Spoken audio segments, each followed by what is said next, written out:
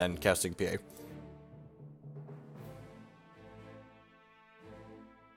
I mean, like, his deck is sweet, but, like, it's definitely, like, way more cute than good, right? It's like his Demented Ascension deck the other night seemed interesting too, but, like, by the end of the stream, he was just like, yeah, this Demented Ascension card is win more, and, like, the rest of this deck actually seems okay, but, like, the Demented Ascension card that we, like, set out to build around actually isn't particularly good.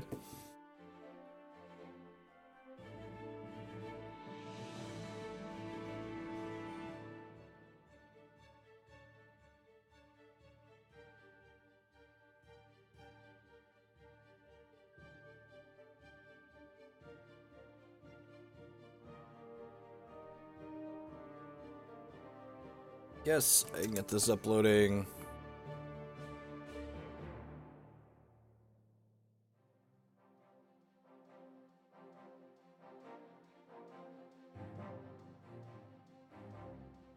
Playtime with Colbin. Hey, that is technically a combo. You are not wrong.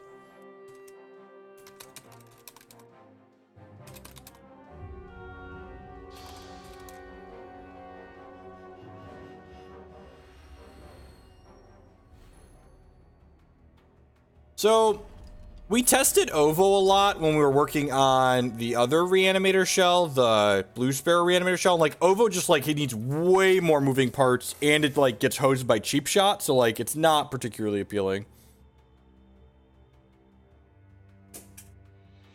This hand is great, except for the fact that, like, we have 3 Well of Purpose in our opener, so we can't actually make any thresholds. That's fine. Alright, hopefully we are not about to be reminded of how much worse Arcane Focus is than Guidance. Oh, good. We hit our resource. So because we hit the resource right off the bat there, I'm actually just going to go ahead and play this Thunderfield Seer.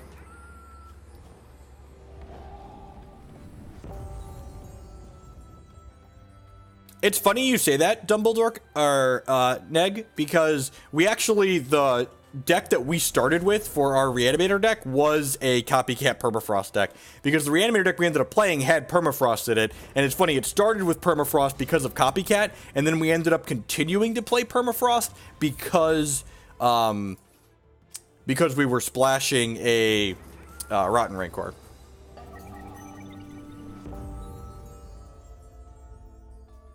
I think the fact that Alchemite exists gives the deck some real legs combined with Foker. Like, maybe the format's dirtily enough for Alchemite. Like, the problem is just, like, Alchemite's really clunky.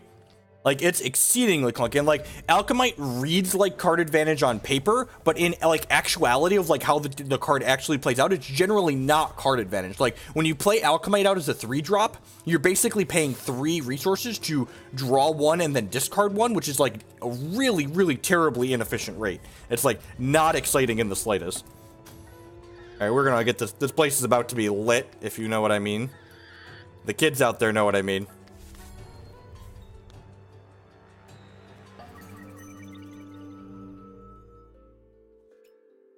Cosmic Calling, then draw 2 extra. Sweet, we haven't hit a resource yet, but these Heart's Whispers could Fate Weave for a resource.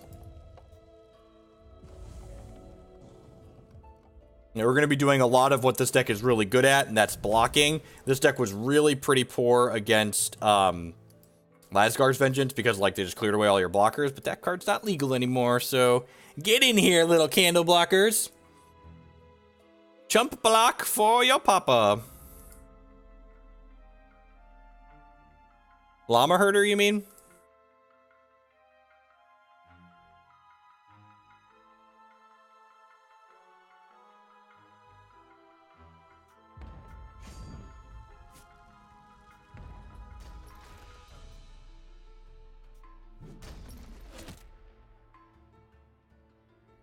So if we don't rip a resource next turn, we'll Heart's Whisper for...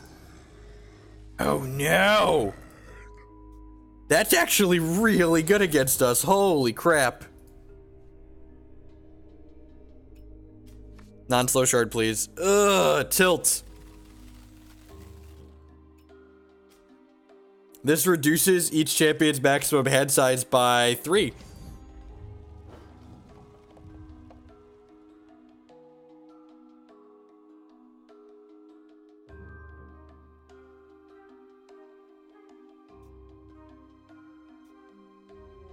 Ugh. I put a resource on top of my deck, so it would have been the Sapphire Ice for now. It is a good thing we have jumps for days. It's fine. We'll find a Transmog or a Runebind at some point and take this off the table.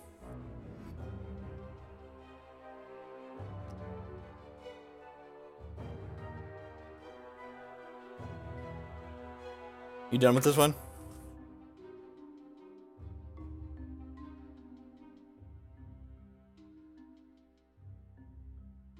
Are you dancing? Woof. Woof woof. Cheap cheap. Good job, Declan. The good news is this Light the Votives like makes 3.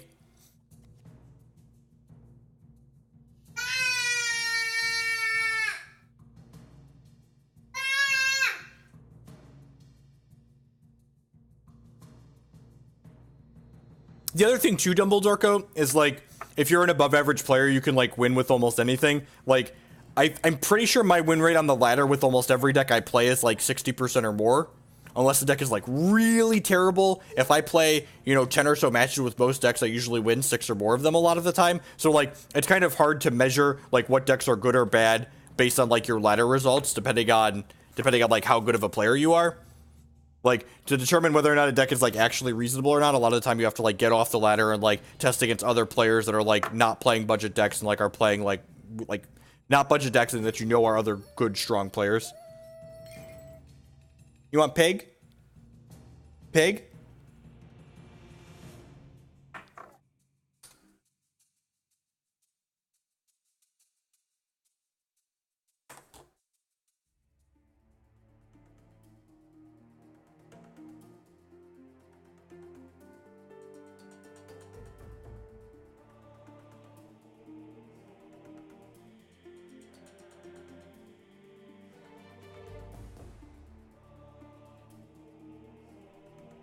Oh, I thought I hit auto pass there. Whoopsie.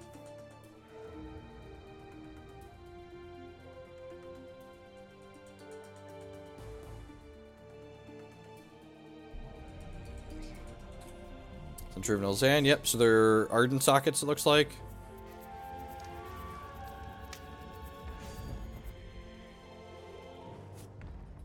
You should take that as a compliment. It was intended as a compliment.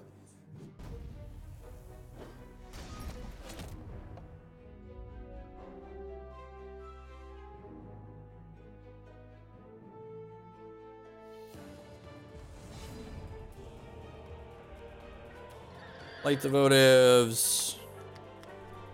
Arts Whisper. Probably gonna guarantee a resource drop here. Sweet. Play this. Play Light the Votives. Alright. I've got some chump blockers, friendo. Enjoy.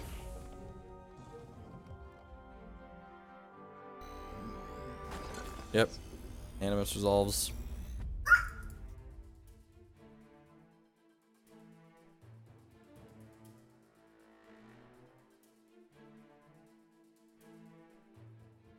We do have 1 Dread End in my main deck, so like that can clean out. It's possible I want 2 Dread Ends. Like the format's pushing towards more mid-range, so like Dread End's really good at clearing out mid-range decks.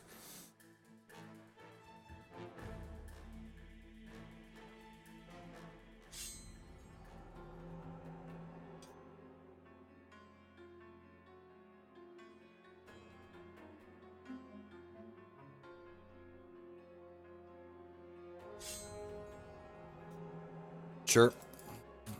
Probably just gonna take this hit for 4. I guess they might not attack with this because I could dogpile a bunch of candles in front of it, right? Yeah. Alright, so jump, jump, jump, and then trade, basically.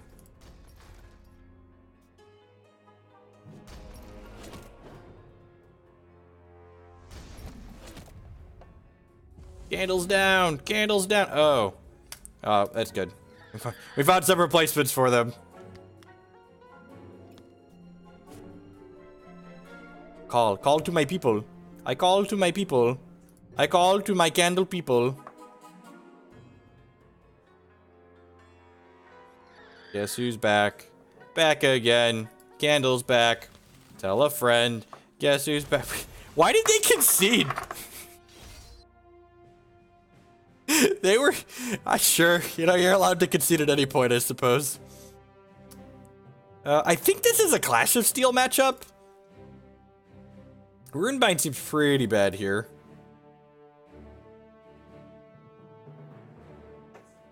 I don't think Silver Talon Adjudicator is particularly great. Into the Unknown seems fine. Into the Unknowning Shardless cards is really good because they generally turn into garbage. Ugh, I hate candles. Forget it.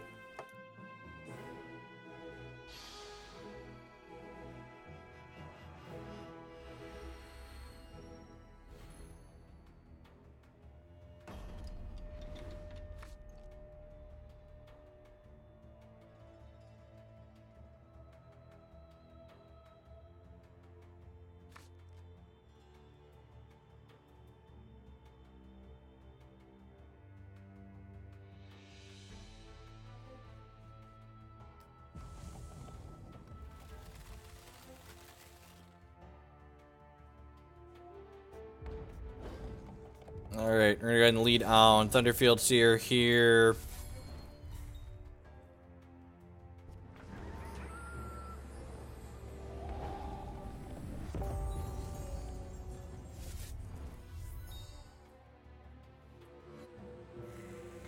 MC's pretty good, so because I didn't hit a resource here, I think I actually want to focus probably twice to try and hit to Into the Unknown this MC before it generates advantage. Perfect. Guidance on.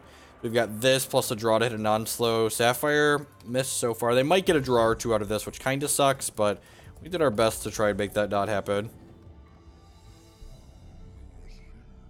Century of Nulzann, yep.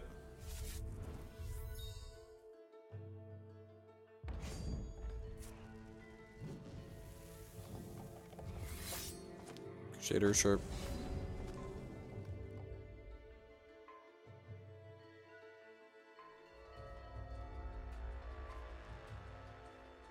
Ugh, that's kind of gross. Still looking for Sapphire. Ding. Haven't played a resource yet this turn. Yeah, I'm gonna go ahead and do this, then play the Light the Votives. This Elder of the Lost Age is actually exceedingly good, right? Get in front of MC if it wanted to. That being said, I'd probably on like the Into the Unknown this. If they hit Ruby Threshold Animus this turn, we're gonna be under a lot of pressure. Okay. They could still have that because their Animuses are -1 cost on the Sentry. There's the Ruby Threshold. Is there an Animus in my future? Look like it. Alright. Bump a jump. Jump a wump. Jump a bump a wump, yeah. Jump a bump. Bump a jump a wump, yeah. Alright, let's pick this up. No more MCs for you. Go ahead and put a non-resource on top of my deck here. Maybe find some more goodies.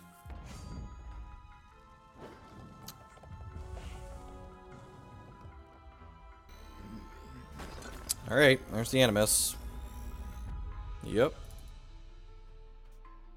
Under pressure. Bum bum bum ba dum bum. Bum bum bum ba dum bum.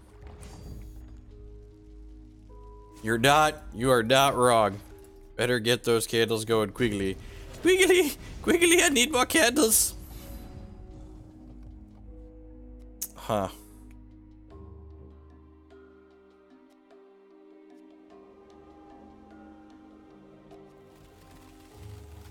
Feels like an Elder plus Transmog turn.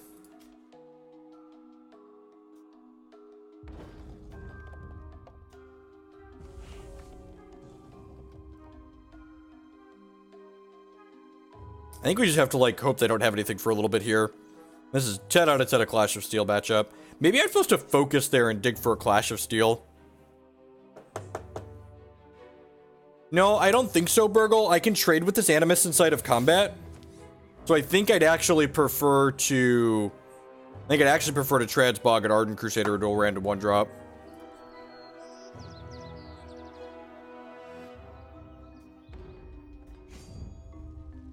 Like, we're just dead, so it doesn't matter. I think we're supposed to try and transmog a Crusader and trade.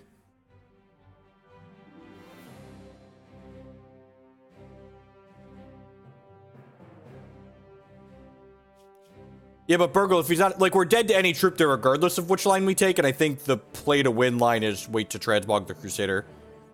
I actually think it doesn't matter because, like, we're dead regardless, but I think I'd rather have the upside of transmogging the Crusader, so that way I take less damage in combat, so that way if I can stabilize the board with a Clash of Steel, I stabilize at a higher life total. And, like, if he's not attacking with the Animus, that's even more reason to not do it.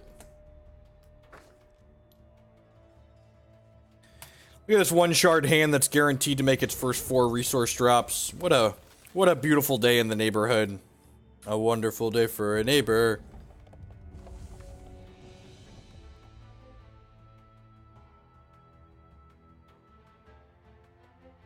I think Immortal is probably a really cool format right now. I think the issue with Immortal right now is that we don't have any support for it. Like, support for Immortal is essentially non-existent at this current point in time. I'm gonna Transmogrifade their dork here. Get that right on out of there. Slow my opponent down while we have a chance to get set up here on the play, hopefully.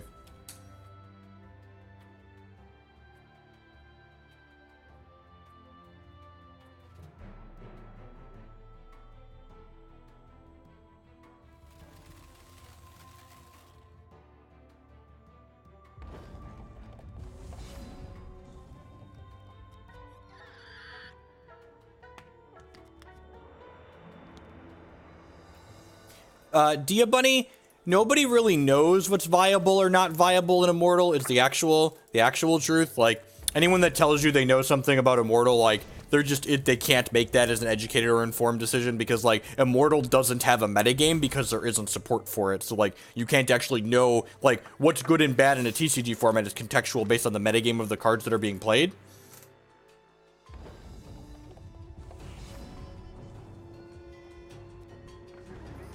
Prophecy, Cosmic Calling, Trial of Totems, guidance for a non-resource here probably. Morning, Jin. Happy Friday. It might be greedy to dot Fate Weaver resource with that, just so we can, like, work our way up to our champion power. That being said, finding one of our Dread Ends is excellent here. It's going to give us a nice reset button for this board. Could jump for a little bit while they build their board up, and then Dread End and reset, which is nice.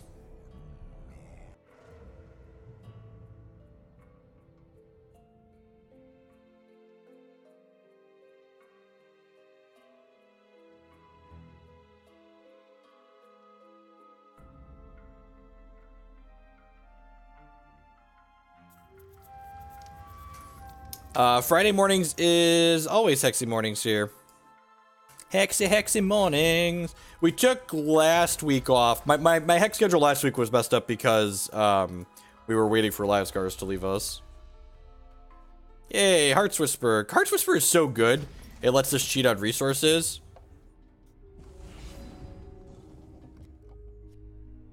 This is going to guarantee a shard for me. Let's just work our way up here. Sweet, there's that card our deck is named after. That Psychic Ascension card. And I'm just gonna go ahead and guarantee another resource here, I think. And, like, this turn we're gonna pump chumps across the table and then play Dread End on our next turn.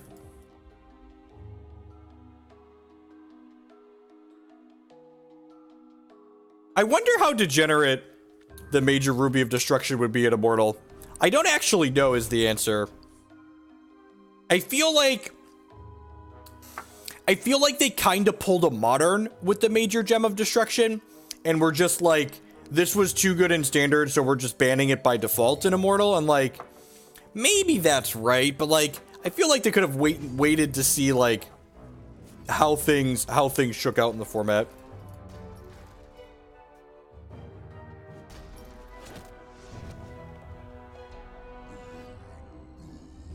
I think there's a very real possibility that Immortal is too aggressive for that gem to be relevant.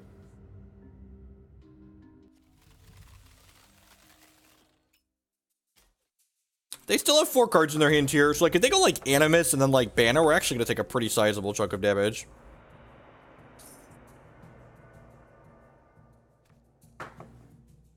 I don't even want Immortal to, like, keep my card value high. I just want to, like, play sweet formats, right? And, like, having support for Immortal would be really good for, like, what happened last season. Where, like, last season, right, we, like, towards the end, where, like, Lasgar's was kind of making things stumped up. Like, normally in Magic, when their standard format becomes stale, you could, like, go play a different format, right? Well, without support for Immortal, we really don't have that option in Hex right now. Drawing the second Psychic Ascension feels really good.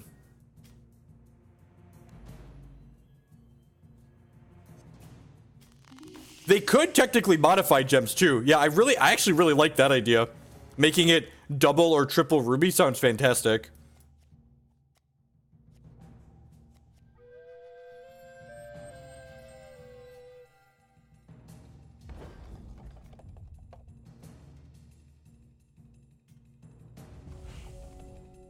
I don't even know that we need a weekly tournament. A weekly tournament would be great. Like, if someone who loves playing tournaments, like, sign me up. But, like, just something that you could play on demand for prizes would be good. Or, like, a ladder or something.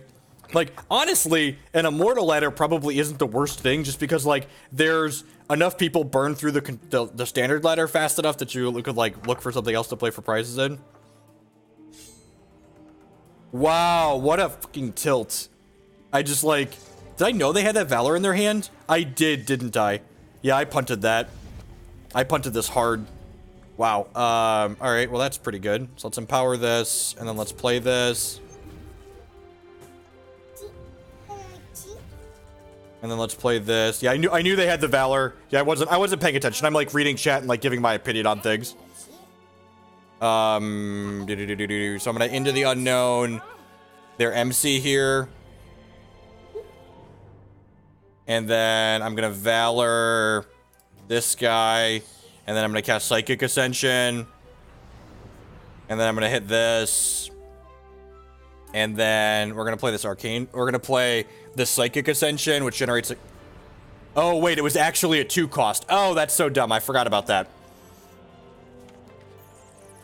I should have... It was actually a 2 cost, right, because it's -2 from this. So I should have focused first so I could have gotten to a copycat. Because I wanted to copycat...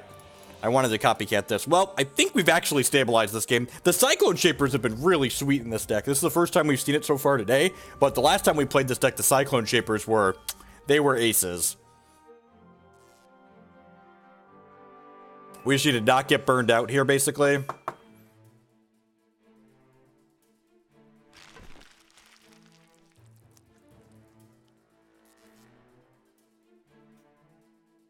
Oh, lordy.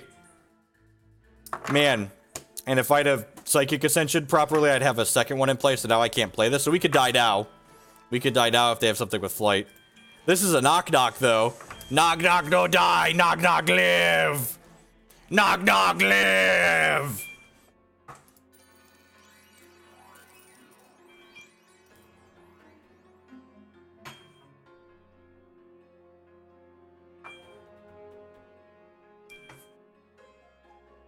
Nog-Nog is a rather large old gentleman.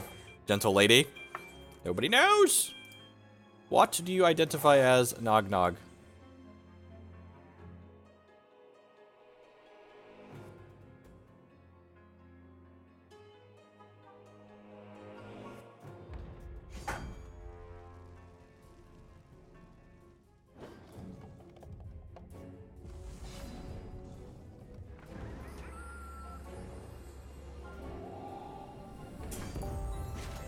Alright. Attack you for 13, opponent. I appreciate the Nog-Nog. What's a Nog-Nog between friends, really? Nog-Nog! Nog-Nog-Nog-Nog! Nog-Nog-Nog-Nog! Nog-Nog-Nog-Nog! Nog-Nog-Nog-Nog-Nog-Nog-Nog-Nog-Nog! Nog-Nog-Nog-Nog-Nog-Nog-Nog-Nog-Nog! Nog-Nog! Oh! I agree, D-Clan.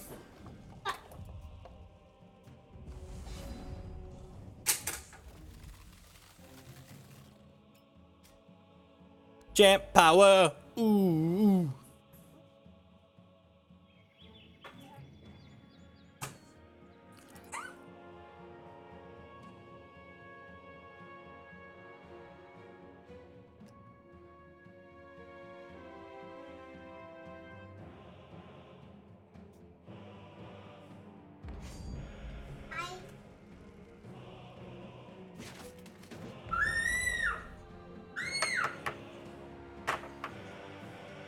Unfortunately, they have to chump block Nog Nog, so it doesn't make sense to shift this onto Nog Nog. Which is sad, but true.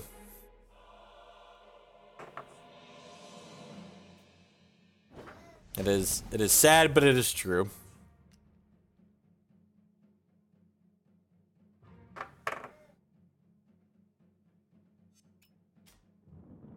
I mean, like, they're pretty ranged here regardless of what we do. To be fair.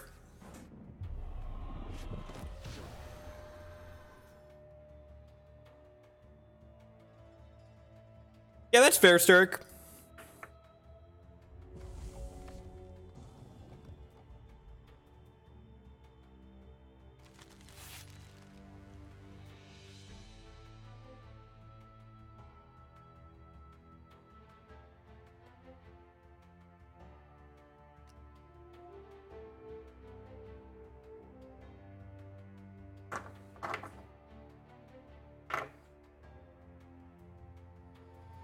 Turbo PA, Turbo PA, Turbo PA, Turbo PA, Turbo PA, Turbo PA, Turbo PA, Turbo PA.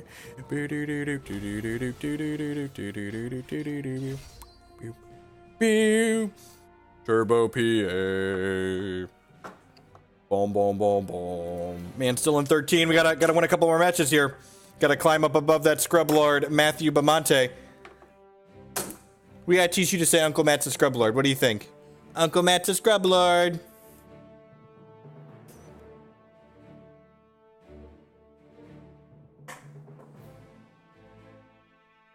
Everyone's having a wonderful Friday morning, or afternoon, or night, wherever you're at in the world. Thanks for spending part of your day here with us. My name is Jeff Oglen. We're hanging out playing some Hex Shards of Fate today. Remember, if you enjoy what you see, hit that follow button. It doesn't cost you anything. It helps other people find my stuff. If you're really enjoying what you see and you want to support my content past that, there's a couple different ways you can do that. The best way is by subscribing on Twitch. It is currently September, which is a Twitch promotion, so all subscriptions, new subscriptions are half off on all channels, including this one. You can also support my content by supporting my sponsors. InkedGaming.com will love to help you customize your gaming experience. They do custom playmats and mouse pads. You can upload your own custom artwork that you have the right to redistribute, or select from their wide range of awesome artwork that they have you can pick from on their website. And also HexPrimal.com. Love to buy and sell Hex TCG singles with you. A lot of Hex players here. We're probably going to buy some Hex cards at some point. So if you do that, make sure you do it with Hex Primal and use code Jeff5 to save 5% on your orders with them. Getting to our next match here. We got Blue Sparrow versus Dreaming Fox. Could be Escalate, could be Reanimator, could be some kind of Control Brew. Yeah, it seems super reasonable. I wish I had Diamond on one to lead on this guidance, but beggars won't be choosers. We got ourselves a Cyclone Shaper here, so hopefully we're going to do some pretty silly things this game.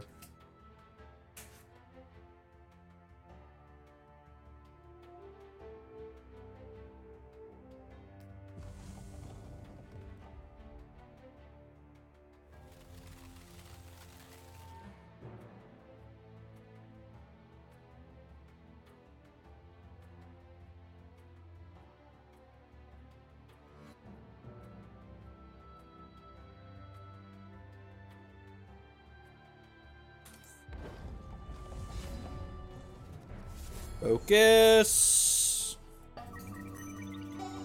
Deveron! With the 13-month 3 subscription, welcome to the Raichu Sub Club. Over a year, I appreciate that. Enjoy your slightly larger Pokemon gifts.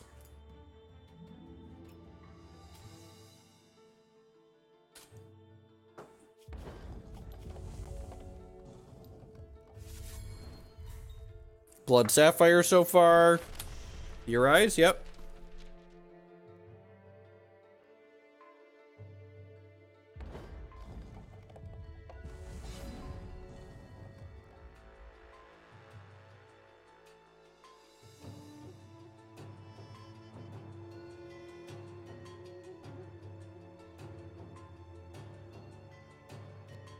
I'm gonna play this out.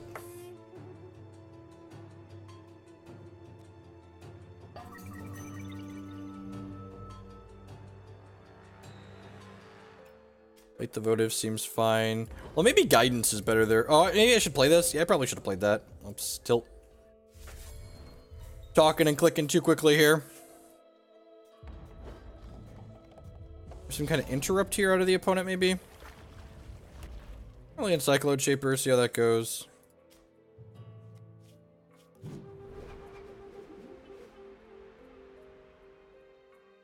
You get denied or woven into nothing here. Yep. Fair. Glad I held onto the guidance now, because we could use the guidance to force this to recast. We could get Eternal Seeker and void this turn.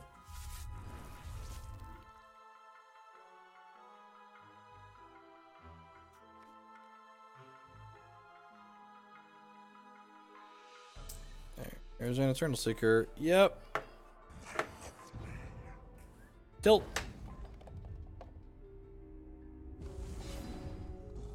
Alright, so let's do this. Let's do this. Dreadend actually seems pretty good, right? And like clean up his Seeker nicely and like leave it as a Dreadling.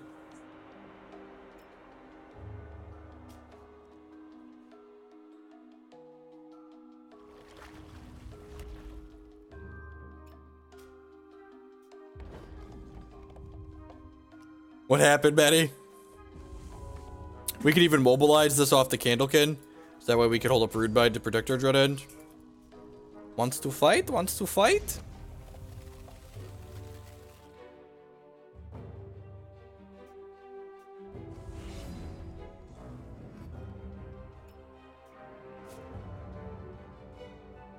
I mean, they've already used one Runebind, and I have a Runebind to fight over their first Runebind.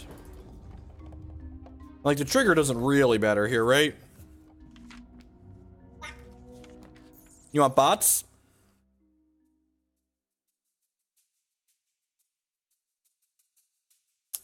We want bots?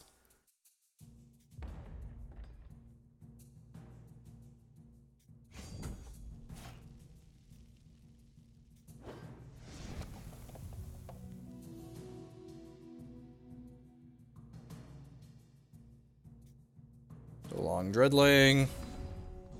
Again, we just want to keep making sure we hit all of our shard drops. So this is going to guarantee 2 more. So I'm going to take a non-resource with this one.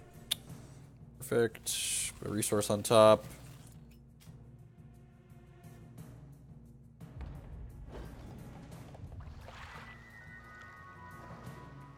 That was not randomly generated. That's actually in their deck. Okay. I was like, did we randomly generate something this game? Why is there a Coral Cove Witch? Man, Mass Poly Dingler. Let's talk about the sweeper to end all sweepers, right? Like that card was more than good. It was great. Put non-resource on top at this point. I'm gonna play. Yeah, I'll play my 5/5 out. Why not? I guess I should Oracle Song first if I'm gonna sequence like this.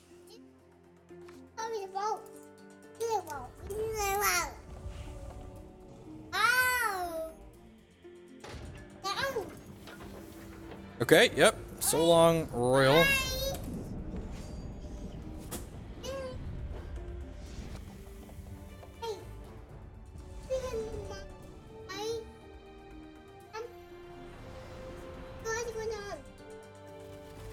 Eternal Seeker's pretty scary. It's actually one of the few cards that can kind of like win through a Psychic Ascension because generated a new Psychic Ascension. Lol. It can win through a Psychic Ascension because it just like flies in the sky, right? So I'm probably gonna like transmogging a 7-drop like isn't super appealing, like giving them a random 6, but like having a 6 often means I can block it on the ground, so I think that's worthwhile.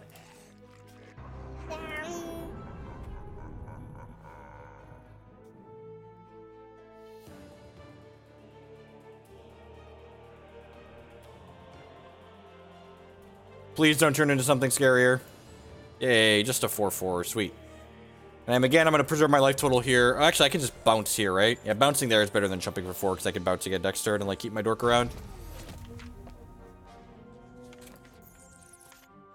Next turn, we really get to start doing stuff here.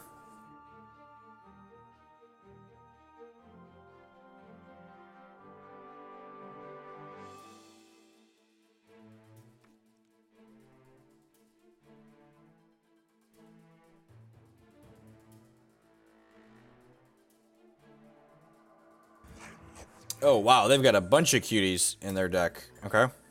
So, first non-resource you play each turn is free. Sure.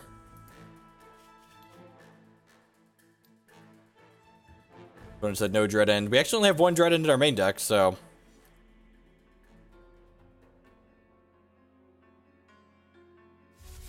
I wonder if this beats Psychic Ascension. I don't actually know. I feel like it's going to be kind of close, right?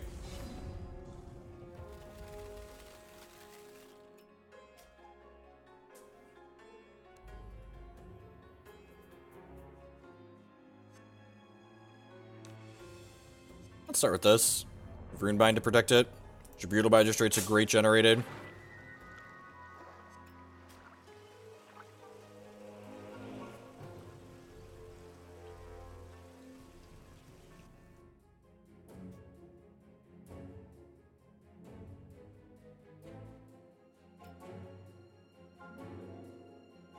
Oh, jeez. God, kids are gross. Yeah, you're gross.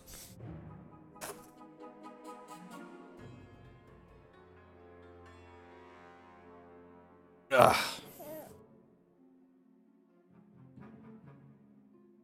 There you go. You're good. How's this hand? Good? Alright. Jake brought the plague home from school, so I was up most of last night with Declan, and then he just snotted all over the place, because kids are gross. Alright, that has Fate Weave on it as well. Or Mobilize, sorry. Transmog sounds great. Get rid of their next obnoxious threat. Got a Heart's Whisper, mobilizing this off of our Diligence Troop. What a combo deck we're playing here. Get our next resource guarantee. I'm going to hold up the Transmogrifade for the turn, I think. Look, anyone who has children knows that they are simply tiny plague carriers. It's just a fact.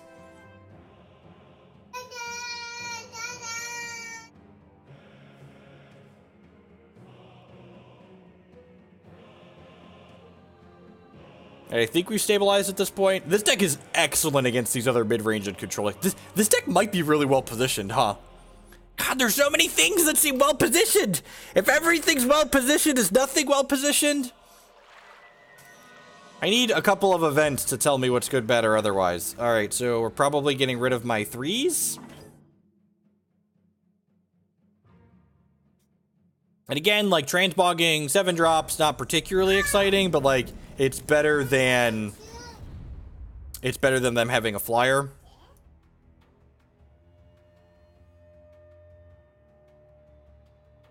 So they're going to attack here. I'm going to go ahead and transmog this before blocker, so I get a random 1 to chump this guy with. Please not something scary. Just a 4/5. Yeah, we're running hot on the transmogging 7-drops today. I don't think so. This deck puts a ton of bodies into play, Shredder. This deck puts a ton of bodies into play. Like we've got 4 Thunderfield Seers and 4 of the Candlekin thing. The deck's also on Transmogs and Runebinds.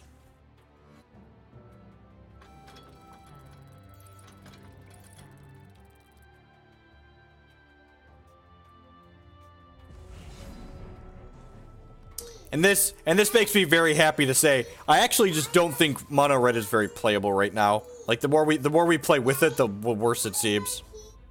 And cost reduction Trial of Totems, yep. Revert all cards. Alright, we're just gonna slide this one way over here. Not playing that one. Not giving them back their big scaries.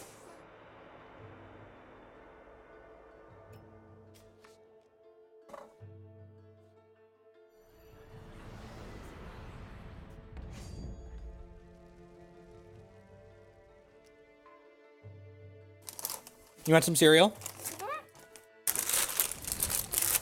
Some oatmeal squares?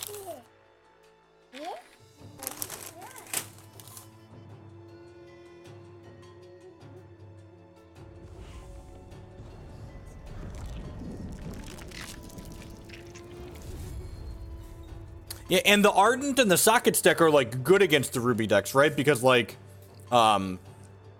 what's it called? Ardent Crusader's just, like, really good against that style of deck. Be right back when I get decklist some stacks.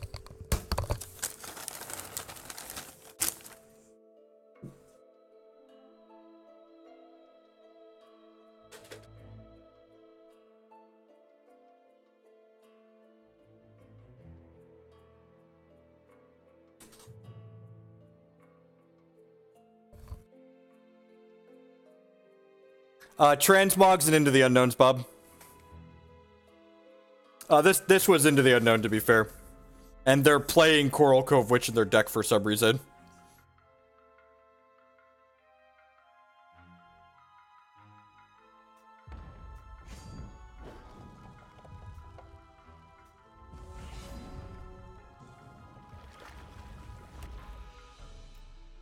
Alright, so what's this do? It's unblockable.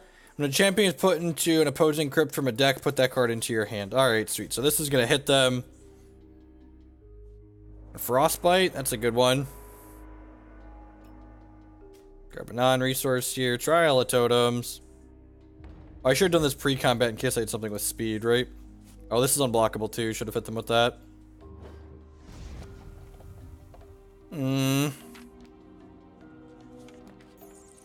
Arcane Focus. Don't mind if it does. Oh.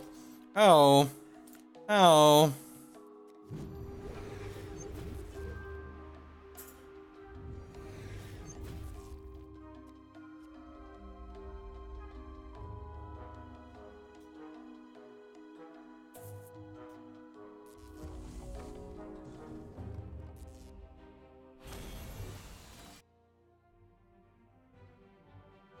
Alright, Dread End and Into the Unknown seem great. Silver Talon seems a little medium.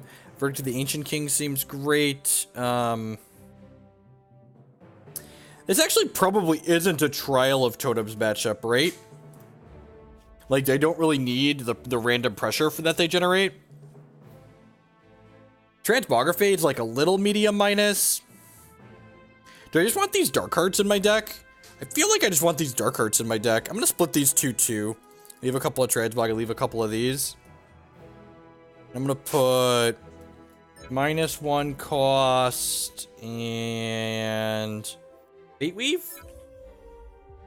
Sure, let's do that.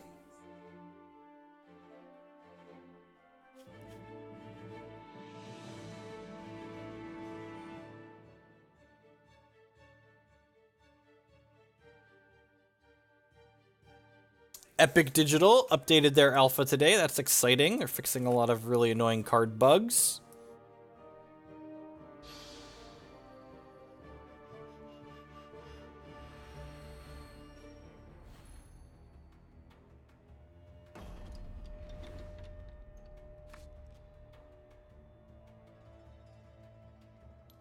Yes, it seems fine.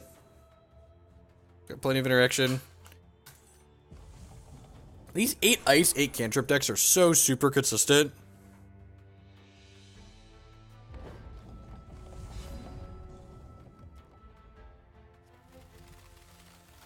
I guarantee a 4th resource on top of my deck here. Next turn we can play Thunderfield Seer plus Cosmic Calling for whatever we prophesize onto. Yeah, right? I need... Dear Hexent, I need Cosmic Calling to make something while I'm a Paragon of Thought. Please and thank you. It doesn't even have to be good. Just like, give me a 2-2 flyer for 3 or something. Something weak.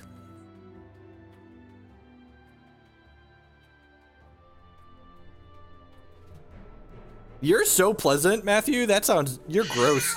Who's more gross? Matthew or Declan? It's probably a tough call after that comment. You want more cereal? There's cereal right there in your bucket. Eat your bucket cereal, monster. I gave you a big bucket of cereal. Eat your bucket cereal.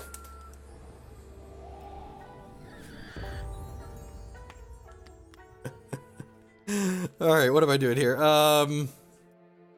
They could technically reanimate something next turn, so I guess we'll hold a Verdict to the Ancient Kings.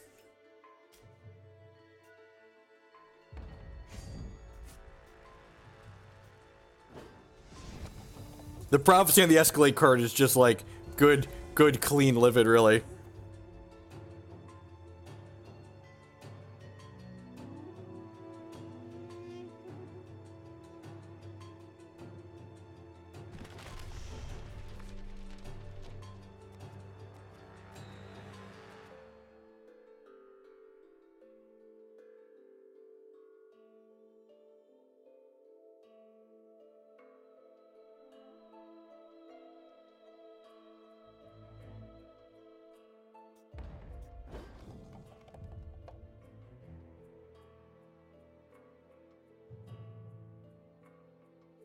Their champion power lets them discard. Draw a card and discard a card.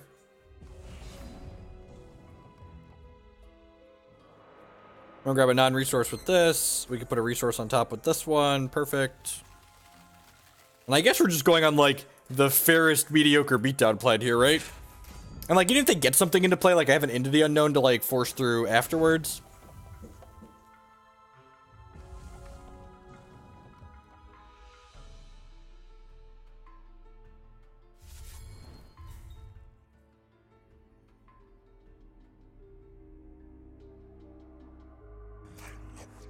What do we got in here? Archive Dweller. Well, that's moderately terrifying.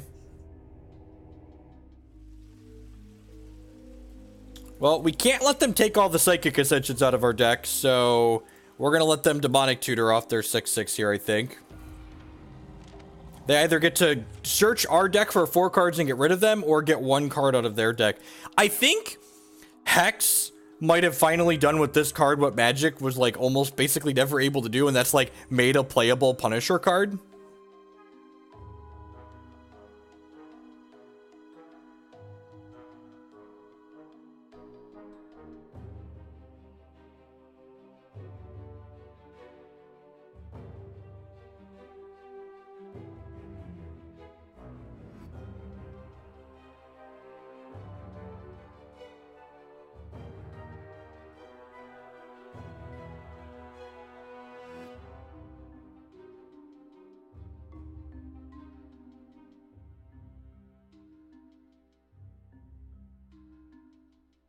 My opponent's just like, the world is their oyster. They can get any card they want out of their deck. They're just like, I wasn't ready for this. I was expecting to get a card out of your deck.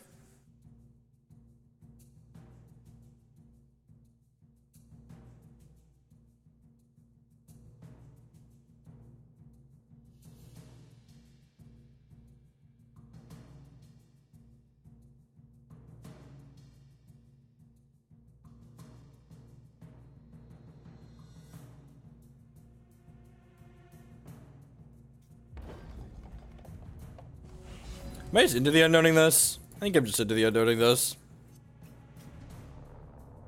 It's like, get out of here. Take your pooper off the table. That's my calling. Sounds great. I'm gonna do this now in case I hit something that I want to be able to mobilize.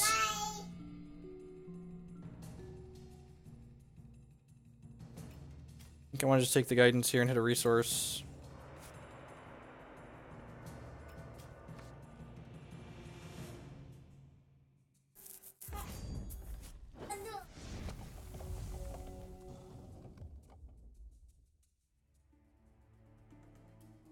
So, like, Desecration Demon is like a constant Punisher card, right? Where it makes them choose every turn. Like, are there any one-shot Punishers that are playable? Wow, they didn't put another Fetty into play. That's great for us. That's really good for us. This one has Mobilize, too. Baby.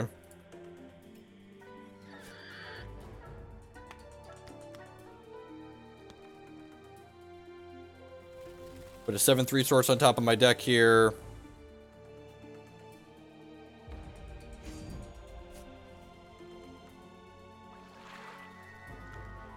Oh no! Oh no! My Thunderfield Seers have been ambushed by a Coral Cove Witch!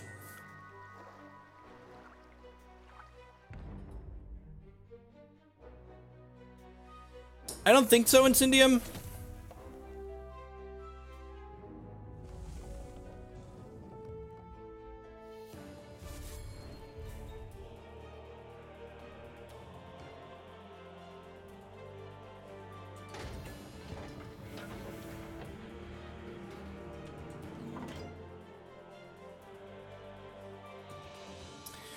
So this is sad, but I'm just going to let it happen.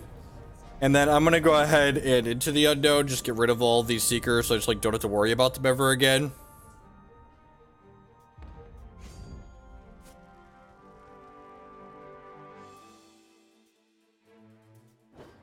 Let's just clean that right on up there. I get to go ahead and Champ Power and Oracle Sog this turn. Hopefully we hit a Psychic Ascension that's castable. Actually, not sure what it's at this point. Something I should keep better track of. A tournament I'd be keeping better track. It's not the super candle card, that's sad. Get 3 of them though. Get 3 little dudes on fire, dudes and dudettes. Flaming dudettes. The candles on fire.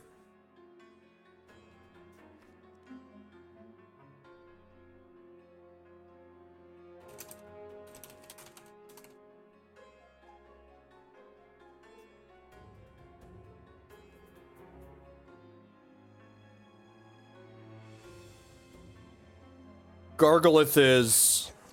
Huh.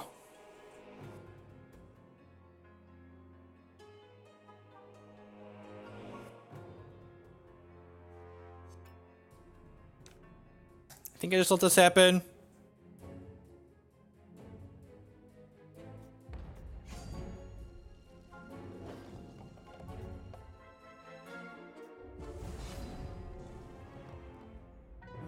Alright, I got plenty of blockers here. And again, hopefully we'll just hit our Psychic Ascension at some point here and then kind of go ham. With this Runebind. Holding the Runebind here means I can Runebind to fight over and interrupt for my Psychic Ascension. I also have 2 Dark Hearts in my deck and 2 Dread Ends, so like we're not just dead to this Gargolith. Alright.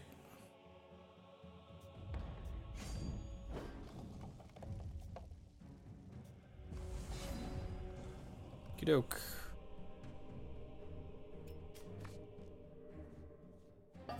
EA, please.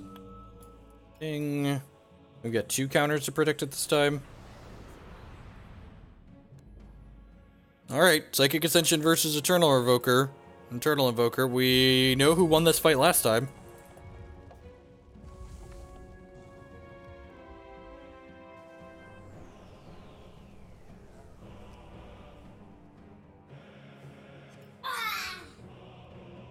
That's rude.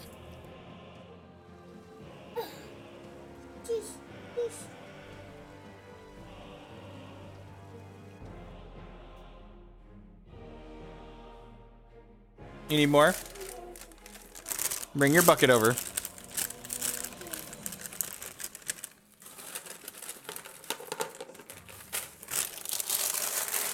Good little bucket child. Good little bucket child.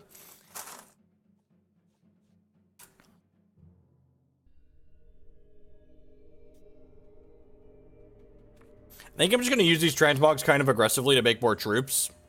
It's because, like, they don't have any targets anyways, right? So I might as well just, like, transmog my O4 to hopefully something more useful.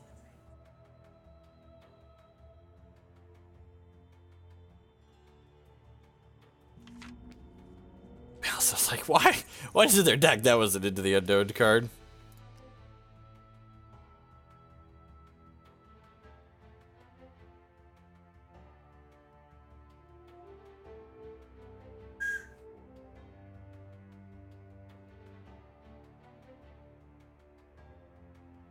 Matthew, I don't know where Matthew is today. Well, tomorrow he'll be at my house. We're having a bash party at the Hoagland house. It's gonna be a bash. X lands are my favorite lands.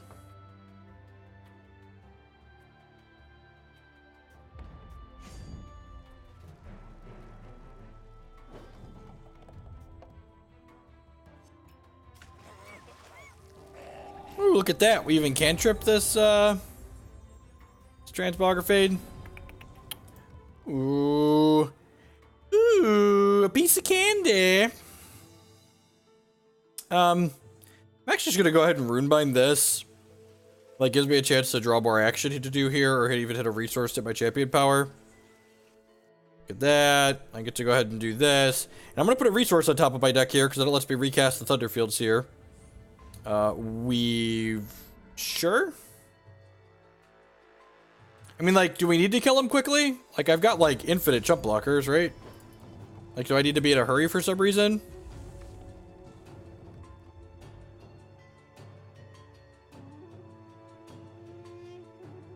Eventually, like, the Psychic Ascension will generate a flying troop, and then we'll be fine. When your first free spell of the turn is an Arcane Focus.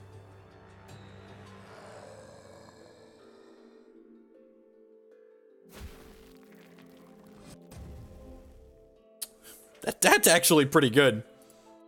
Let's use my champion power on their turn too.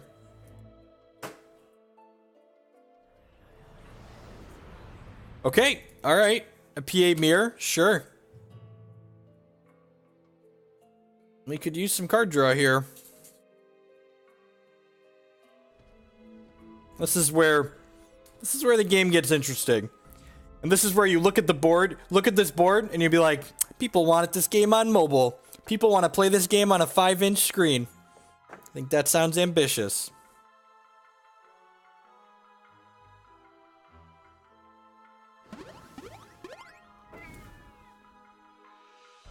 Oh, geez. That gave that flight. That was a really good generation for them. Looking for a dread end at this point. You have 2 dread ends in the deck or just 1? Can't remember if we played one at this game with 2 of them.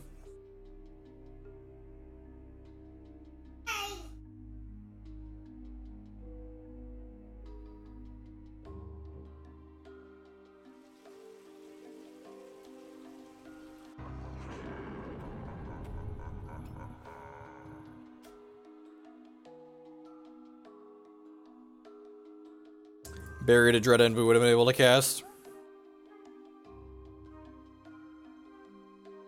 We won game 1, Bob, and we're definitely the better Psychic Ascension deck, so like, I don't think we're just dead by any means. Burying one of our 2 dread ends on that is kind of a tilt, though.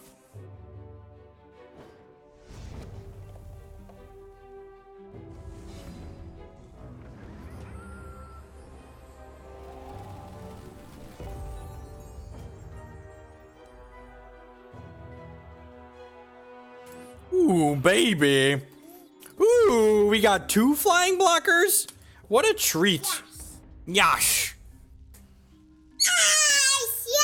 Yes. Like, if we hit another candle generator, we could realistically just, like, attack through them, right?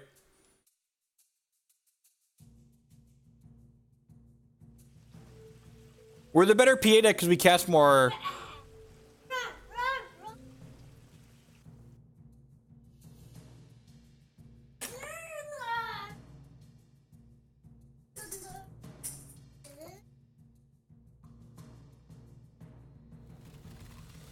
No, I think once we're by better PA deck, I mean once we have PA in play, I think we're better at using PA than they are.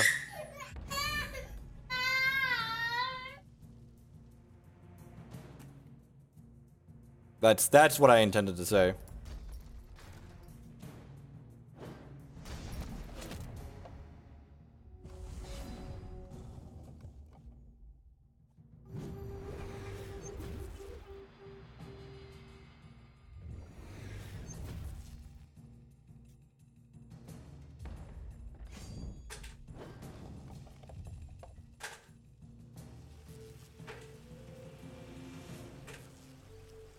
Oh, lordy, that's an Eternal Seeker. Well, it's gonna be bad for us.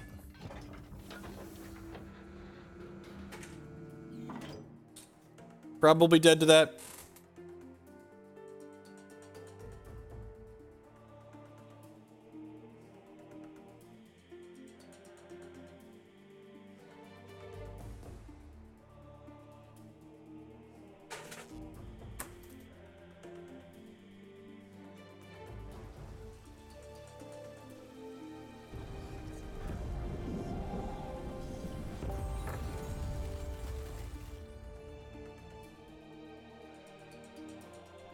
Well, that could have gone better for us.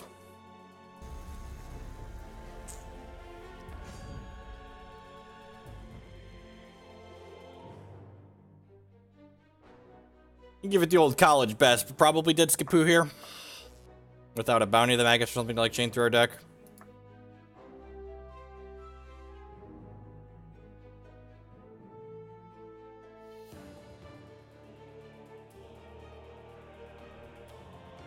How aggressive do you want to be? Probably pretty aggressive, right? Yeah.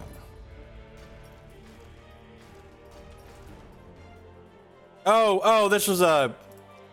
those were free blocks, and I let them put spiders in my deck, which is actually a pretty big detriment. Eh.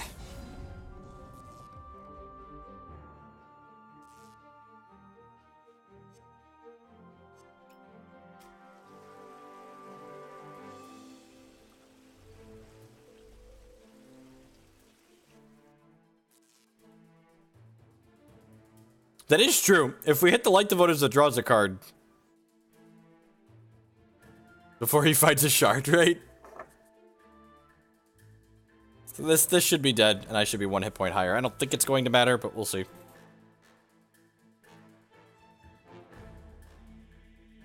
Look, I just wanted to draw a card, okay? Also, opponent is down to... You can't see their clock right now, but they're down 5 minutes. They're at 11 minutes on their clock, so I might try and time them out, too. Which is nice. Because I want to draw a card. That's the only thing I can target. All of these other things have spell shield because of the Gargolith.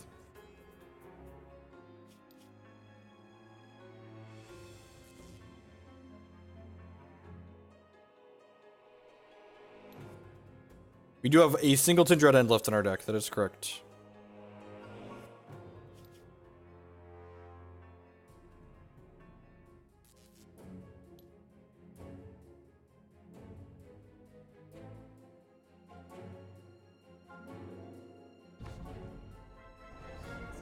Hey, look! It's those spider eggs I shouldn't have given them.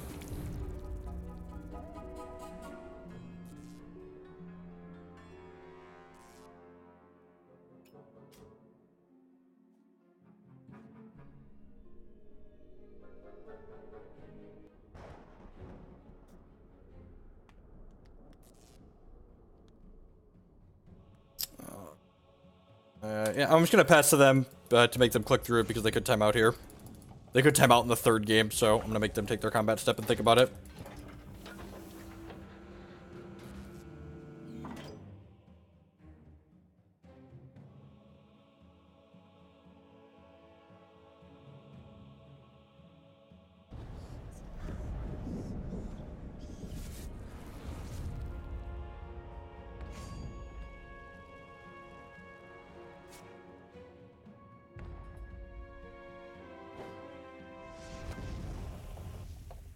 Alright, game the 3rd. Do I want these clashes? I might want these clashes in my deck. The Transmog seem pretty terrible. Got these Dark Hearts. Yeah, I'm gonna bring the clashes in. Might even want a 3rd Dark Heart, honestly. Dark Heart's like Dece Plus in this matchup.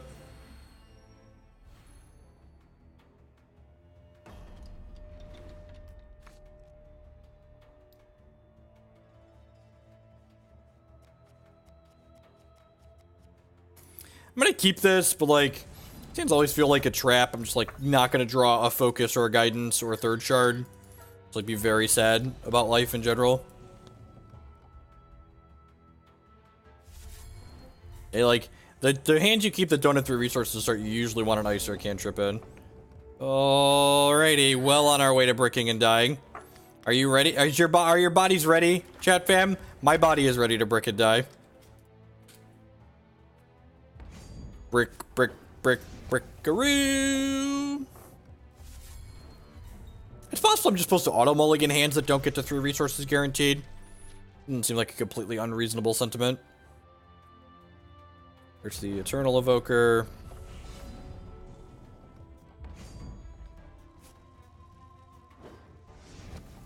Morning, Bob.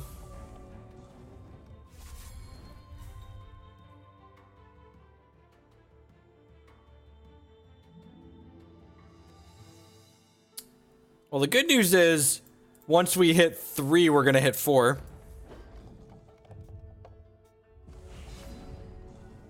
God bless us, everyone. Gonna get guaranteed to get to 5 now. So I think for Wondred probably isn't the end of the world there. We'll see. We'll see, shall we?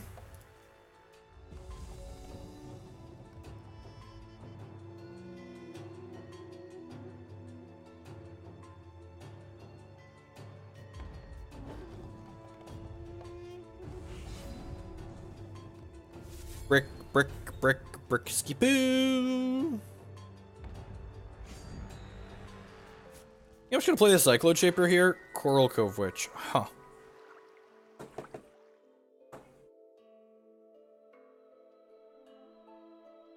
I think I'm definitely gonna get to play the Cyclone Shaper out here. It leaves me with Verdict up since it makes all my cards cost 1 less.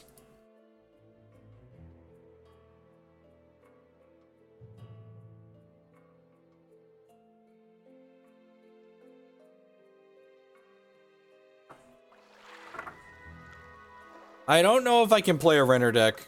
They're kind of tilting. Oh lordy, no, we're not playing Demented Ascension. Demented Ascension is seriously Widmore.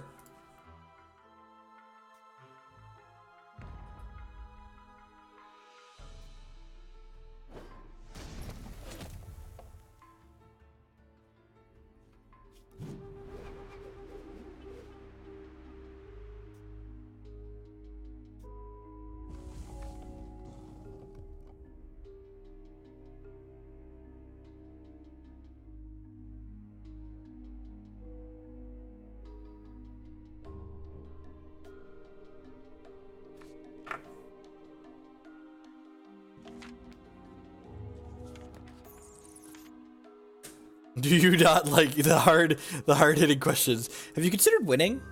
Do you enjoy it? I enjoy it.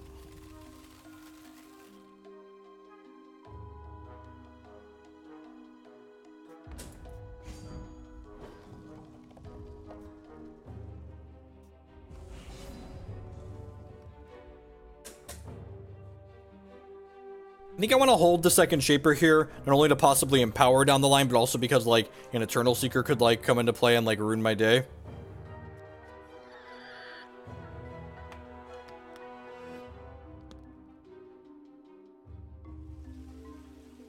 That's fine.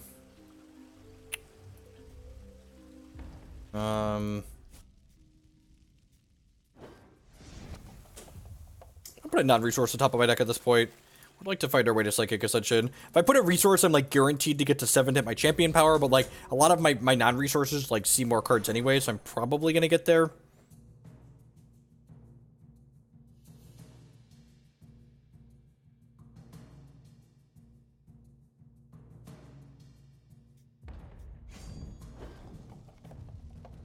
I mean, it only reverts the escalation on exactly this card. I guess putting a resource on top would have meant I'm guaranteed to recast this, so, like, there might be some merit to, like, that aspect of it.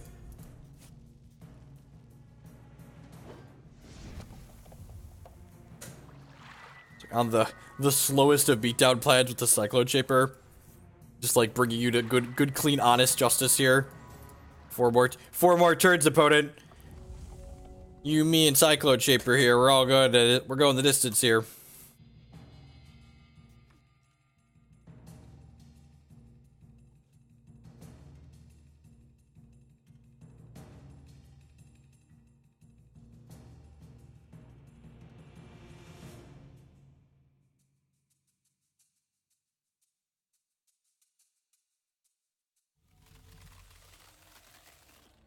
Look, attacking with a 2/3 for 2 that has flight over and over again is like the definition of good, clean justice.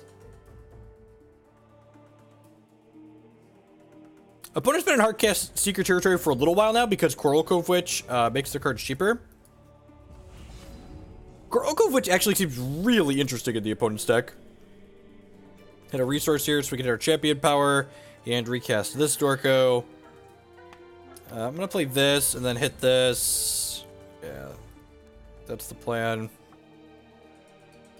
Draw 2. Dread End. It's good insurance policy.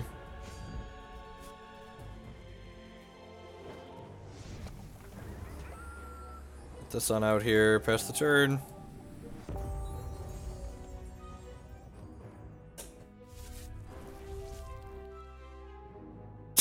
Technically, the Escalate card does not have Illuminate.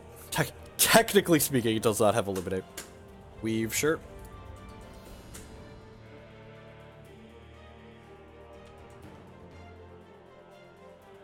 Am I dread ending this, or am I letting them get their board bigger?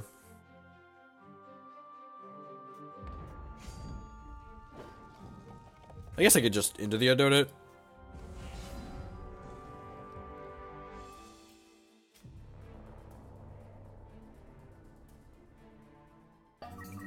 Oh, it doesn't change the one in their crypt into something else. That's a little tilting.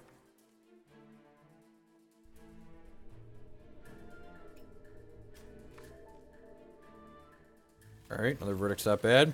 Since we hit another ice there, I'm gonna go ahead and we have a non-resource to the top with this one. We basically want to keep hitting a shard every turn, but we already have one guaranteed. We don't need to grab another. Alright, tick-tock, down to 4. Tick-tock goes the Cyclone Shaper clock.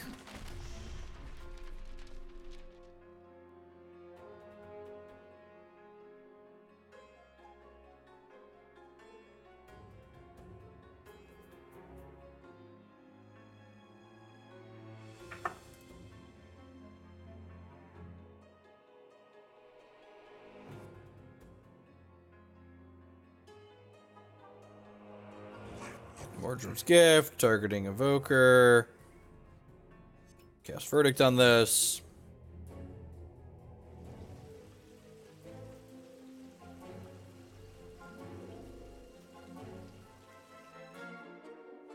Once again, let's go ahead and tell you to pick this up.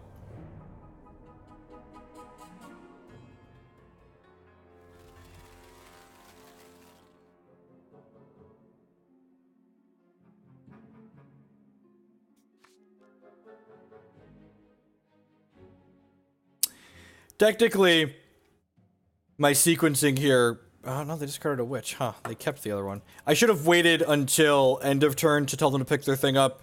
I gave them an extra card to work with here, technically. They're packing it in. We're just dead to the 2/3 flyer. Alright. Interesting. Huh. Play one more with this.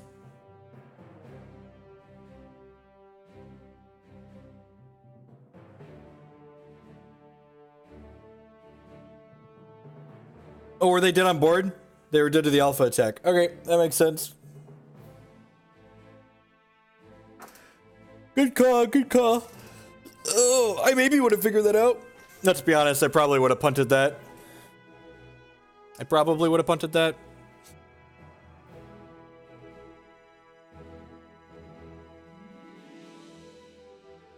For the Magic fans in the audience, my article on Ixalan is up.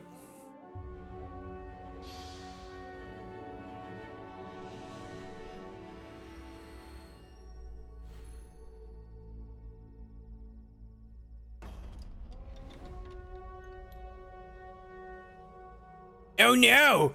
Dumbledore in the Renner deck! Alright, let's do it. This is that playtime monstrosity they just linked, right?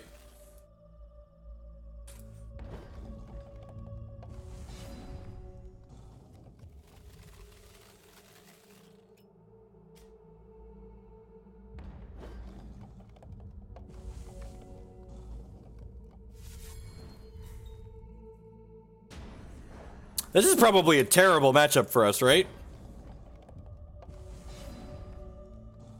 I did.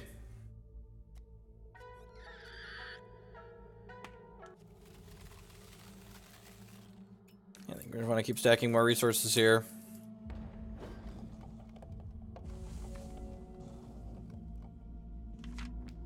What if he play times? I can't. The good news is we don't really have too many things we're worried about.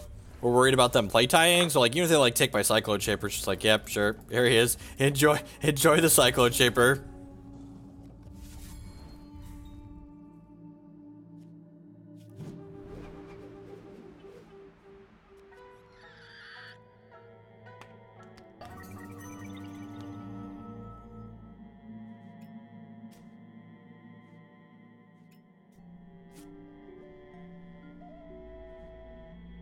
Oh god, we're going off. We're going off, chat fam.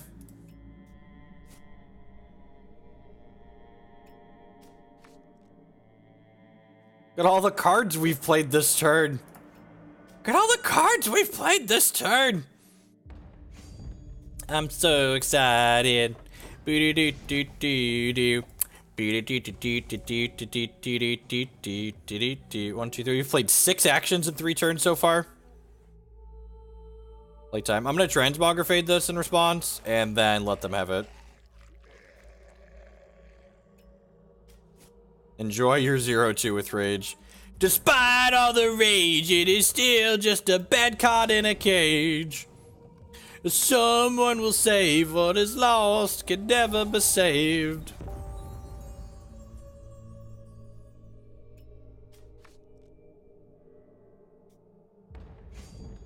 Attack with one of these.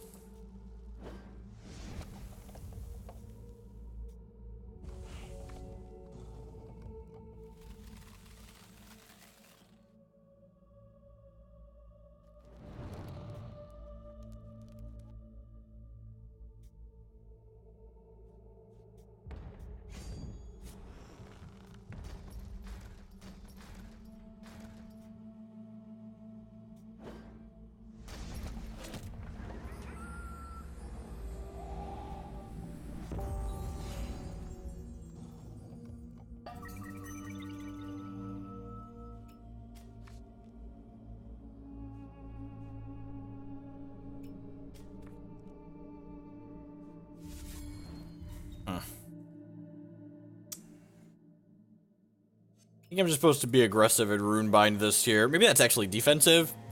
Just like not let them get triggers on that on me. And like Dexter, we could potentially dreaded it away. It gives them an extra little 1/1 pooper.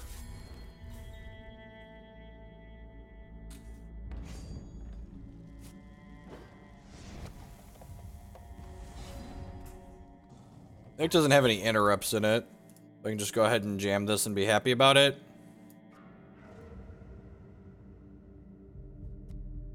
Play this and put a resource on top of my deck so I can hit my champion power next turn.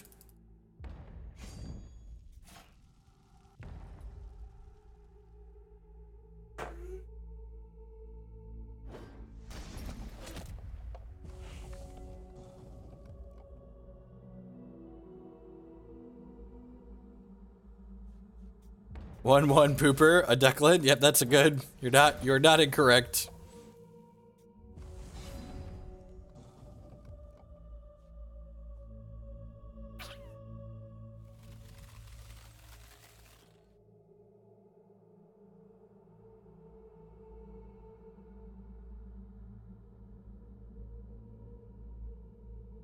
What am I doing here? I think we're doing this, and then I'm gonna empower this. Do I want to get more value out of this? I probably want to get more value out of this and like do a couple things with it. So I'm gonna play both of these and then hit my champion power here.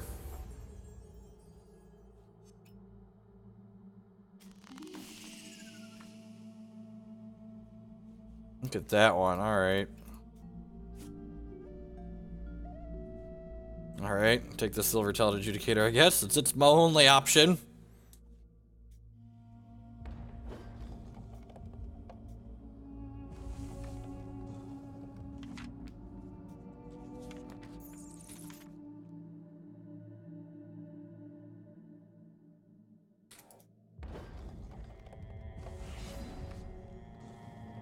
Ding, ding, ding. We have a winner. Let's go ahead and empower this.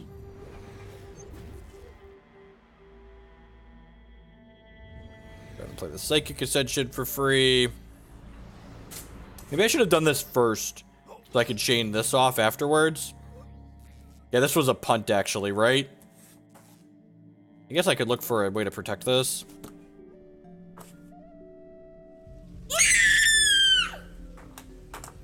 Really? Okay, that's interesting. I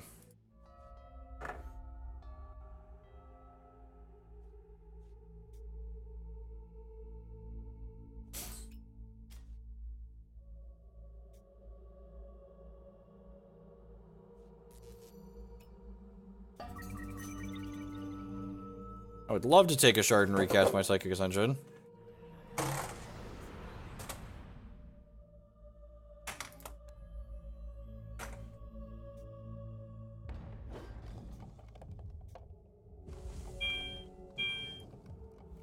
You're gonna get Daddy's videos muted. Can you put that down over here, please? Thank you. PBS don't dick around, Declan. They want their music rights.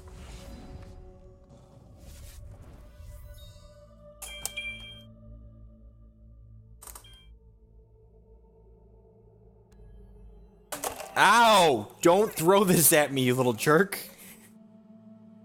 Hurt. Help, help, I'm being abused by a toddler. Somebody send help quick.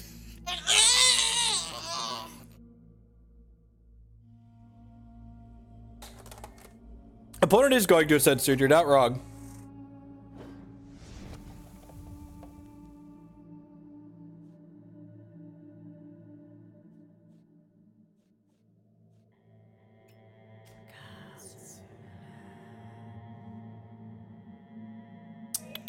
Paragon Ascended deals 1 damage.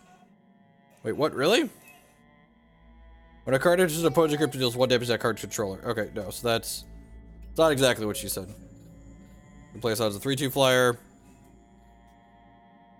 Like, there's enough chafe in my crypt too that, like, I'm not super worried about this. I think they have Massacre in their deck. Yeah, probably a Massacre. Yeah, that's fine. You could have my 3/2.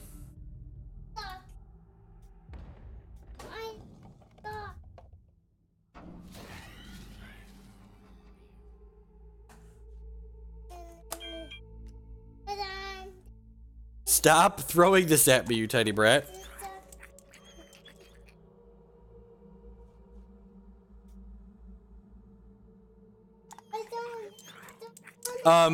Cosmic Calling.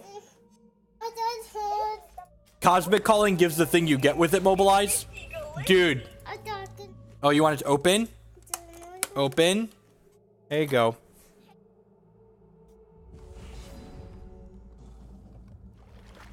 I might want to hold this for a Massacre.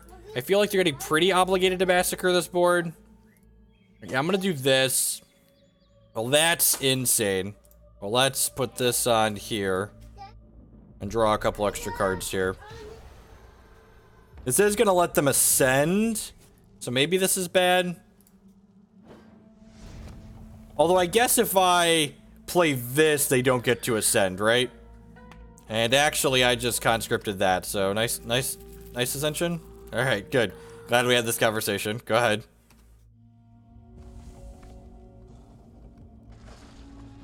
There's the Massacre. That's fine.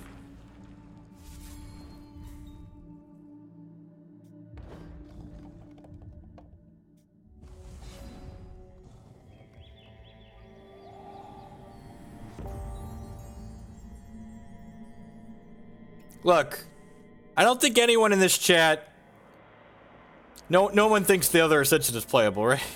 It's just, this one is so much better.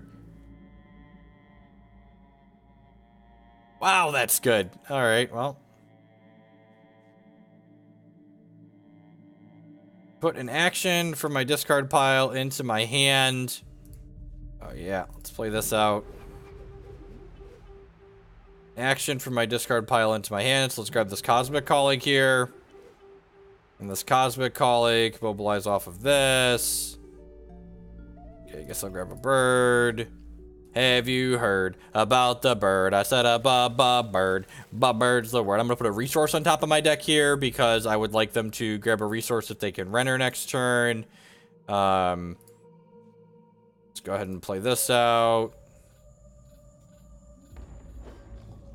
I mean, I'm assuming the Ascensions are going to be like a full cycle, right?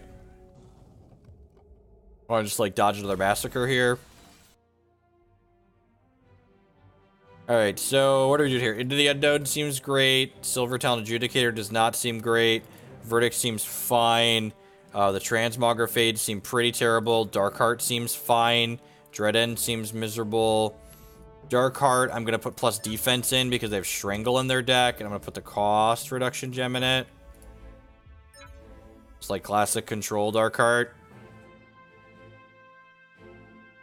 You want anything else here?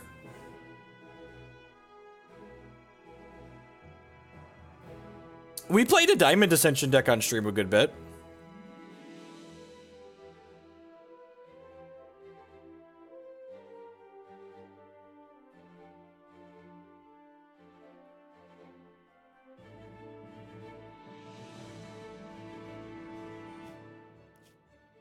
Oh, I can't put those in here without... Alright, so... Light Swift Strike it is. Forgot I had the cost reduction gem in the Trial of Totems. The diamond one triggers when your starting health total is double your starting, and then it makes 4/4 angels every turn. I guess it seems fine. I get a second resource, I get a third resource, hopefully they're Sapphire, and then I get a fourth resource. I've got a Psychic Ascension in my opening hand, I've got Cyclone Shaper.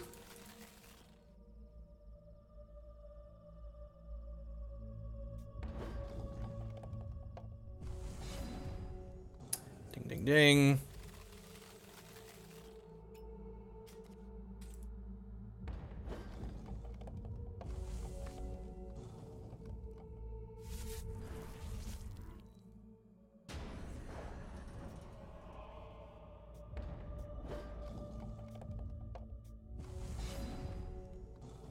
Get that. Just like we drew it up, chat fam. Just like we drew it up.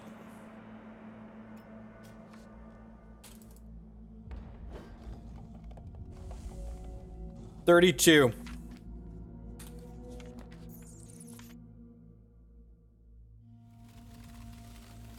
Unless you're counting PvE stuff, in which case that doesn't count. I thought there were 16 health champions. Am I wrong? Felt like there were 16 health champions at one point. If I play this, I have to discard, so I'm just gonna play the Cyclone Shaper out, I think. Not sure.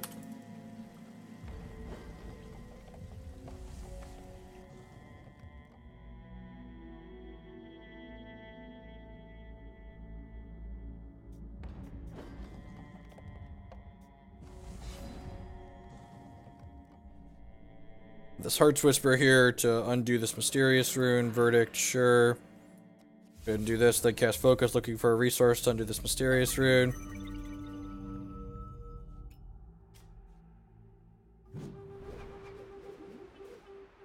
Play this Cosmic Calling for free now. If they do answer my Cyclone Shaper, I get to play Dark Heart as a follow-up, which is great. Zerad is 16 health. That's what I thought.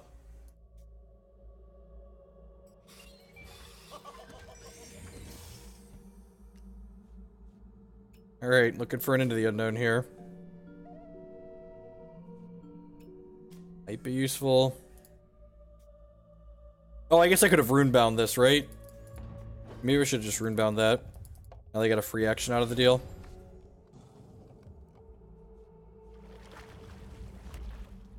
Huh.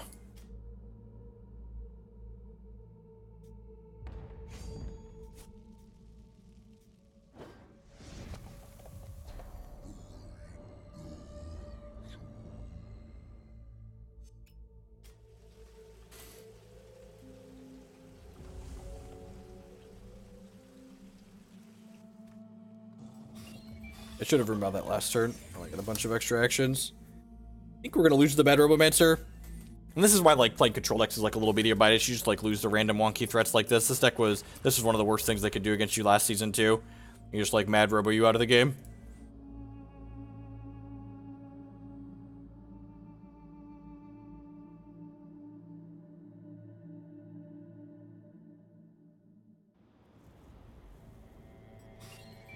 Yeah, the second Mad Robomancer is gonna concede the game. We're not gonna win this one on clock. I'm just gonna go ahead and submit. Hopefully they don't have their one of Mad Robomancer in their first 10 cards. Or if they do, hopefully our selection and filtering will get us to one of our Into the Unknowns. We have a really small window where we need to find this card. We might even want a third Into the Unknown, honestly, just for like cleaning that out. Mad Robomancer is one of the cards that can like get us as a free win, so like having more outs to being able to just make that not happen is ideal.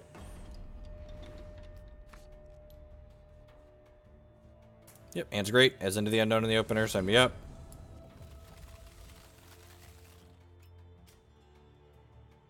No idea, Burgle.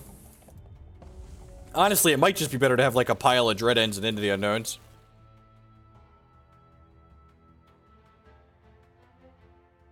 I think this is going to be our last match. Jake's going to be home from school soon.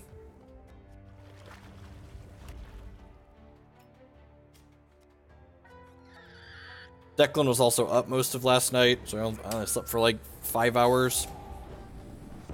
If that. I don't actually know how long I slept for, because I was up and down.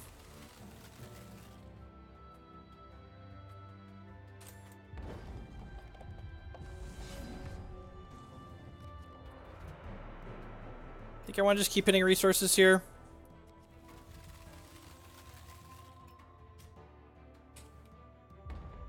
Does this get prophesied? That's always a tilt when your Psychic Ascension gets the Thunderfield prophecy.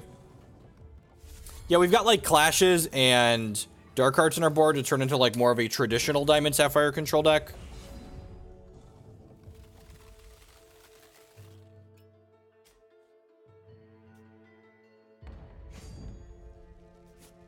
I think there's enough differences between Immortal and Standard that the thing that's holding it back is a lack of support.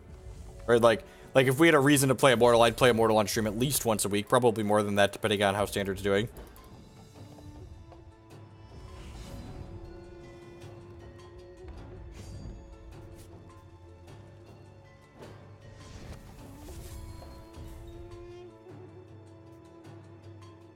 Opponent doesn't have any blood thresholds currently.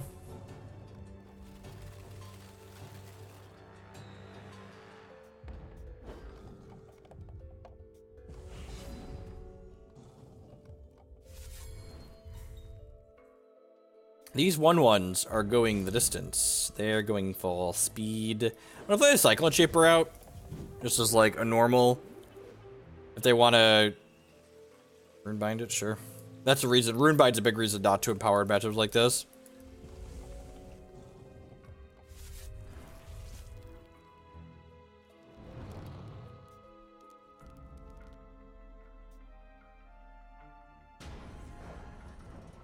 Sure.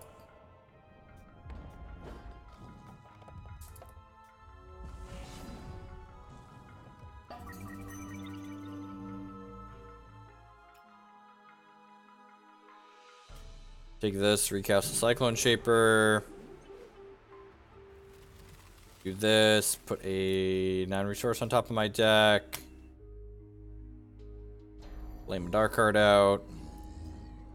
Maybe I'm just supposed to hit this.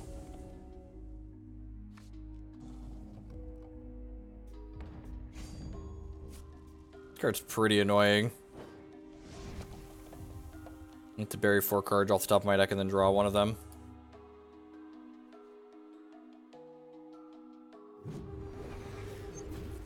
That's an empowered Cyclone Shaper.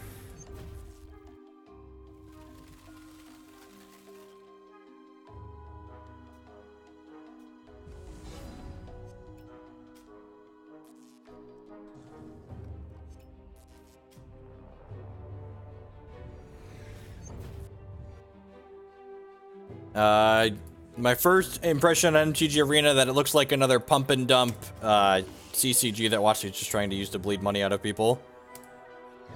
Like why would they continue support if Arena is not going to replace Magic Online and they said their goal isn't to replace Magic Online, like why would anyone that's a competitive player want to touch that product? Like why is there just like actual zero reason to? And if you're just like making another casual product, you just dumped duels and like now you're introducing another thing that's just like new duels.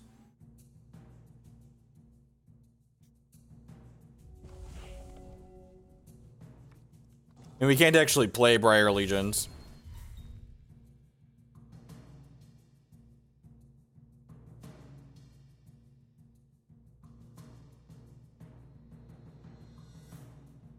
But I mean, like, if you're moving PTQs and PPTQs to Arena, then that's moving to replace Magic Online as your organized play tool. And like, if you're replacing Magic Online as your organized play tool, there's no reason for Magic Online to continue existing.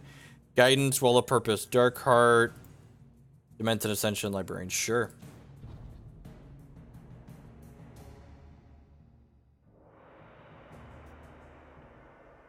Which is like fine. I wouldn't shed a tear if Magic Online was replaced, but it's like, well, if you are like shit or get off the pot is basically what it comes down to. Like, are you doing it or are you not? Like, should I actually care? Like, is this something genuinely new or is this just like, okay, we're gonna like make duels, we're gonna make it standard for a little while, and then like we'll dump out of and screw everyone out of all the money that they spent.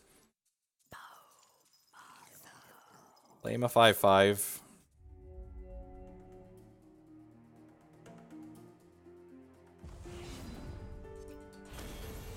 Alright, and we suck it up there, it looks like. Kinda surprised they didn't massacre that turn. They had the massacre, we saw them discard at the end there. Oh, they might have guidance into the massacre, I suppose, right? Very, very good chance they could have guidance into the Massacre. Oh, they didn't have second blood. Derp, that's why. Good call, good call, good call. No threshold, yep. And most importantly here, we see Matthew Scrublord Bamonte down here in 14th, and Jeff Hoagland all the way up here in 12th. So, Maddie, if you're out there, you know, you're slacking. You're slacking, Matthew. We played Turbo PA. We climbed right up on over you here today. Let's see if there's anyone else streaming that I can give a host to. Anyone else doing hexy things? Alright, looks like Curtis is streaming limited, so I'm going to send you all over his way. Everyone, have a good weekend, and I might sneak back on later tonight. I'm not sure. Make sure you follow the Twitch and Twitter and all that jazz, as always, for notifications on what I'm doing when. Peace, folks.